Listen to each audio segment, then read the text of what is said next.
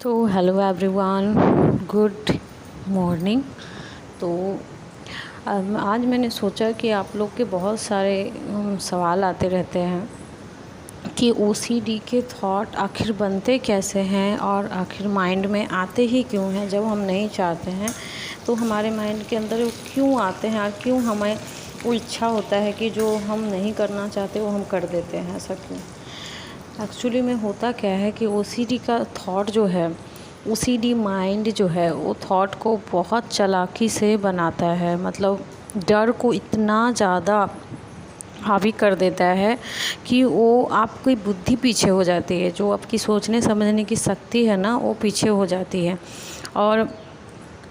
और जो है मतलब जो भी आप डरे हुए हैं, जो जिस प्रकार का भी डर आपके दिमाग में आता है, जैसे कि रिलीजियस थॉट मेरे ख्याल से सबसे ज़्यादा डरावने लगते हैं लोगों को, इसलिए क्योंकि उनको लगता है कि मन में अगर कुछ आ जाए गलत थॉट तो वो मन्नत आ जाए, चाहे गाली गलौज आ जाए तो भगवान सुन लेते हैं और उनको दंड मिलता है।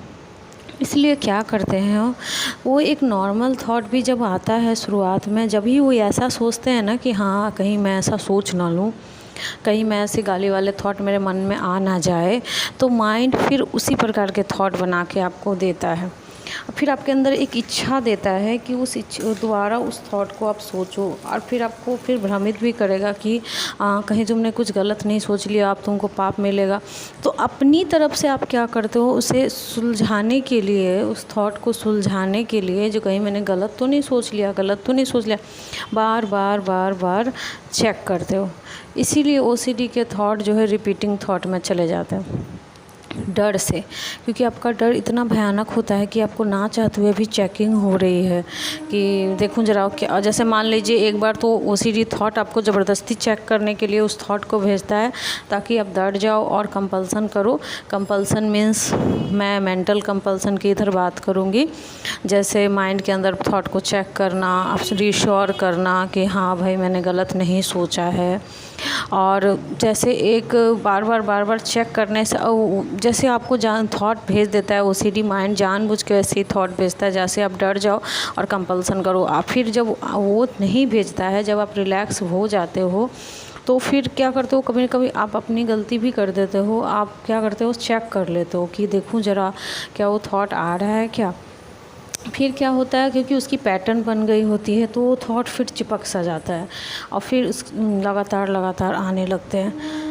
तो इसी वजह से जो एक ओसीडी थॉट बन जाता है और रिपीटिंग थॉट में चला जाता है। तो प्लीज़ थॉट को चेक ना करें, और वो ऑटोमेटिक थॉट वो आते हैं तो आप अपने तरफ से जो चेकिंग कंपल्सन करते हैं ये बंद करना होगा आपको। और एंजाइटी जो है, हाँ एंजाइटी होती है, बहुत सारी एंजाइटी देती है माइंड, क्योंकि आप कंपल्सन कर दो तो इसको आपको थोड़ा बर्दाश्त करना पड़ेगा। लेकिन अगर आपसे देखिए खुद से ये होगा नहीं, मैं बार बार इसीलिए कहती हूँ कि देखिए खुद से ये प्रैक्टिस ठीक है, अगर आपसे हो रहा है तो और बहुत अच्छी बात, अगर नहीं हो रहा है तो आप किस काउंसलर का सहारा लें और उनसे जो है थेरेपी स्टार्ट करें और उनसे प्रैक्टिस सीखें कि हाँ हम अगर थॉट आए तो हम उसे कैसे रोकें। आप अपनी तरफ से जो रोकते हो कि उसे प्रेशर लगाते हो, क्योंकि आपका फोकस कहाँ है, कहीं नहीं है, सिर्फ पॉजिटिव थॉट पे है कि कहीं वो आना जाए, कहीं आना जाए, कहीं आना जाए। इस वजह से वो थॉट आपका पीछा नहीं छोड़ रही है। ठीक है, तो आई होप कि आप मेरी बात समझ गए होंगे। अगर समझ गए हो तो मेरे चैनल को सब्सक्राइब ज़रूर कर लीजिएगा, लाइक ज़रूर कर दीजिएगा। Thank you so much.